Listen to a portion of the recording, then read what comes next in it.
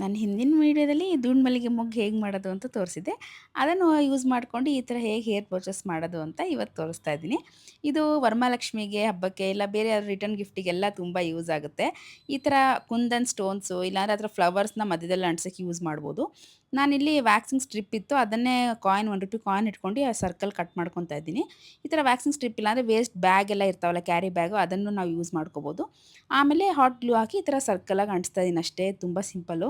ಈ ಫಂಕ್ಷನ್‌ಗಳಲ್ಲಿ, ಹಬ್ಬಗಳಲ್ಲಿ return gift ಕೊಡಕ್ಕೆ ಚೆನ್ನಾಗಿದೆ ಇದು. ಅಂದರೆ ಯಾವಾಗಾದ್ರೂ ಯೂಸ್ ಮಾಡ್ಕೋಬೋದು. ಬಾಡೋದಿಲ್ಲಲ್ಲ ಹೂವು. ಅದಕ್ಕೆ ನಾವು ಇಷ್ಟ ಬಂದಾಗ ಹೇರ್ ಆಕ್ಸೆಸ್ ಈ ಥರ ಯೂಸ್ ಮಾಡ್ಕೋಬೋದು. ಬಿಲ್ಲೆ ಥರನೂ ಯೂಸ್ ಮಾಡ್ಕೋಬೋದು. ಇದು 2ನೇ ಲೇಯರ್ ಬೇಕಂದರೆ ಮತ್ತೆ ಮೊಗ್ಗನ್ನ ಸ್ವಲ್ಪ ತುದಿ ಕಟ್ ಮಾಡಿ ಅದನ್ನು ಮತ್ತೆ ಸರ್ಕಲಾಗಿ ಅಂಟಿಸೋದಷ್ಟೇ. ಮಧ್ಯದಲ್ಲಿ ನಮಗೆ ಇಷ್ಟ ಬಂದಿದ್ದು ಕುಂದನ್ನು, ಸ್ಟೋನ್ಸು ಇಲ್ಲ ಫ್ಲವರ್ಸು ಏನಾದರೂ ಅಂಟಿಸ್ಕೋಬೋದು. ಸೇಮ್ ಇದೇ ಥರ ನಾವು ಒರಿಜಿನಲ್ ಮಲ್ಲಿಗೆ ಮೊಗ್ಗಲ್ಲೂ ಮಾಡ್ಬೋದು. ಅದಕ್ಕೂ ಗಮ್ ಹಾಕಿ ಅಂಟಿಸ್ಬೋದು. ಇಲ್ಲಾಂದರೆ ಸ್ಟಿಚ್ ಮಾಡ್ಬೋದು. ಒರಿಜಿನಲ್ ಮಲ್ಲಿಗೆ ಹೂವು ಇಲ್ಲ ಅಂದರೆ ಈ ಥರ ಹೂವಲ್ಲಿ ನಾವು ಮಾಡ್ಕೊಂಡು ಅಂಟಿಸ್ಕೋಬೋದು. ಅರ್ಶಿನ ಕುಂಕುಮಕ್ಕೆ ಎಲ್ಲ ಕೊಡ್ಬೋದು. ಇದ್ರ ಜೊತೆ ಒರಿಜಿನಲ್ ಹೂವನ್ನೂ ಕೊಡಿ. ಇದನ್ನು ಇಟ್ಟು ಕೊಡಿ ಅಷ್ಟೇ ಗಿಫ್ಟ್ ಥರ. ಖುಷಿ ಮಾಡ್ತಾರೆ. ನೋಡೋಕ್ಕೂ ಚೆನ್ನಾಗಿ ಕಾಣುತ್ತೆ. ಡ್ರೆಸ್ ಮ್ಯಾಚಿಂಗ್ ಎಲ್ಲ ಕುಂದನ್ ಅಂಟಿಸ್ಬೋದು. ವಿಡಿಯೋ ಹೇಗಿದೆ ಅಂತ ಕಮೆಂಟ್ ಮಾಡಿ ತಿಳಿಸಿ. ವಿಡಿಯೋ ಇಷ್ಟ ಆದರೆ ಲೈಕ್ ಮಾಡಿ, ಶೇರ್ ಮಾಡಿ. ಮತ್ತೆ ಮುಂದಿನ ವಿಡಿಯೋ ಸಿಗೋಣ. ಅಲ್ಲಿವರೆಗೂ ಬಾಯ್.